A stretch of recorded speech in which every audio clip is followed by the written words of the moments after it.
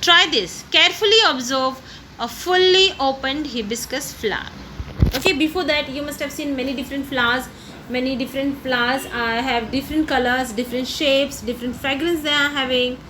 Okay, so now we will see of hibiscus plants in brief. Flower. Okay, the first part is calyx. In the bud condition, the petals are covered by leaf-like parts called sepals, which are green in color. They form the calyx. If you see this bird, okay, so this bird is having a covering of green color over it, right? So this green color is called as the calyx. Okay, it is called as a calyx. And if you divide it into parts, they are called as the sepals, but together it is called as a calyx. In this flower you can see here. Okay, now the bird has blossomed into the flower, and this down green color structure you can see, it is called as a calyx. Okay, and single part of it is called as a sepals. Now let's move further one by one. We'll see all the different parts of the flower. Okay, second part is corolla. This is made up of colorful parts called petals. Observe the shape, color and smell of the corolla of various flowers like the rose, chrysanthemum, hibiscus, mogra, kaner, tagar, etc. So whatever colorful part is there, okay, so the what you can say, the petals, they are called as a corolla. Single is called as a corolla, and when they are formed in a group, they are called as a corolla. Okay, so whatever pink color structure that we can see in this flower, they are called as corolla. Single is petal, and in a group it is called as corolla. You have to observe different shapes or different color, different smell of various flowers. Here they have given only the example of hibiscus, so I am explaining about hibiscus only, but you can observe the different flowers in your surrounding, because all flowers having the same plants. You will get the gynoecium, you will get the androecium, you will get calyx, corolla. Then the second part is androecium. This is the male reproductive part of the flower. It consists of stamens, and each stamen is made up of anther and filament.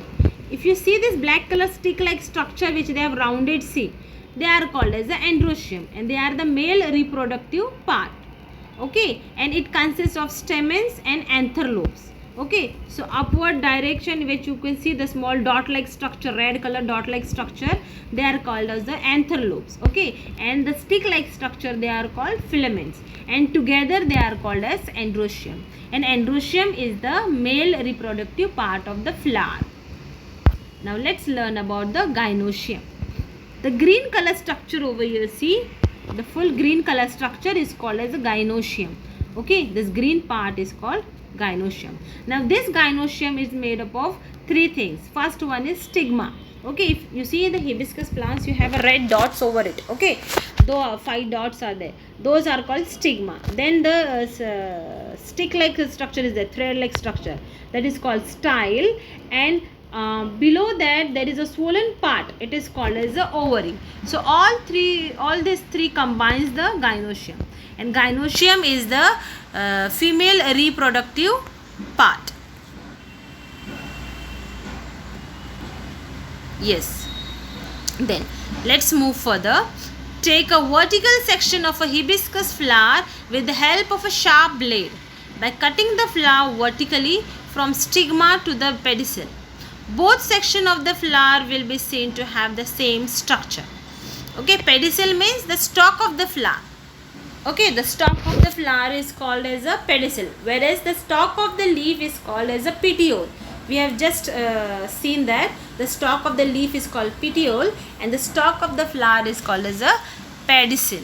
Okay, so what you have to do, you have to take a hibiscus flower, and you have to cut into equal two distance. Symmetrically you have to cut it into two equal parts, so that you can observe all the parts of that flower. Okay, we'll just revise once what we have learned. The stalk of the plant is called pedicel. Here you can see the pedicel. Then the green color structure, okay, which covers the bud when the flower is in the bud condition, that time the leaf like structure covers it, that is called as a calyx. Now in center the yellow color part, it is called as a ovary. When you cut, you can see this ovary, okay, otherwise you cannot see. Then next part is corolla, okay, the pink color structure, it is called as corolla. The single, when it is single petal, it is called as petal, and together it forms corolla. Then the middle structure, okay, the middle line, it is called as a gynoecium, and the upper yellow color part, they are called as the anther and filaments, and they both together are called as androecium. And after opening that androecium, inside you will get the gynoecium, a thread like structure. Okay, on that thread like structure you will have a stigma, and that thread like structure is called a style, and below you have the ovary. So this all forms the gynoecium. Okay, you can easily see this in the hibiscus plants. If you try out this with the help of the elders, please cut the flower into 2 equal parts with the help of your elders. Yes, okay, so that you are not hurt. Second, after maturity, anthers burst and the pollen grains which are released fall on the stigma. This process is called pollination, and due to pollination, ovules or egg cells in the ovary get fertilized.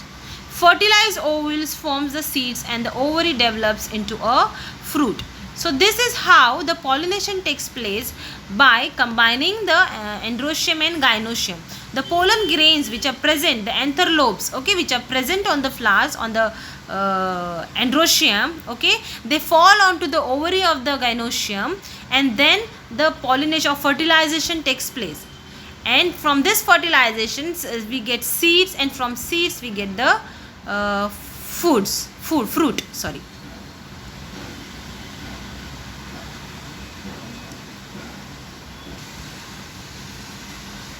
Now, you can also collect different flowers in your surrounding. Use your brain power. Of what use to a plant are the insects flitted about around its flower? Okay, so these insects always they are flittering around the flower. You know why? To suck the nectar. Okay, and when they suck the nectar, that time what happens? Whatever pollen grains are there, or whatever the anther lobes are in there, they get stick to their body, and when they move on to the other flower, they are passing on these pollen grains to the other plants, and so this is how the pollination takes place. Now we will see something more about flowers. You have to make a table like this, and you have to take 5 different types of plants, and you have to observe different parts of that flowers. For example, name of the flower you have to write in the table, name of the sepals you have to write, then you have to write whether they are free or united, then petals, how many petals they have, then whether their petals are free or united, then form of androecium and gynoecium, whether they have androecium or gynoecium or not, that you have to know. So this is a very good activity which you can try out. Now the second part is fruit. We eat many different types of fruit. Each type of fruit has its own characteristics. There are variations in the shape, color, taste, etc. Mango contains only one seed, whereas jackfruit consists of many small fruitlets, each with its own seed. Observe the fruits of zizibus, pear, mango, chiku, apple, etc. What do you observe? Each fruit has a different skin or shell, fleshy part and seed. So all fruits are different from each other. Okay, so some fruits are small, some fruits are big, some fruits are sweet, some are sour, some they are of different colors, they have different skin, they have different texture, they have different taste. Okay, in case of fruit like cashew, if you see, the seed is outside the fruit. So there are different variety of fruits in a surrounding with different characteristics.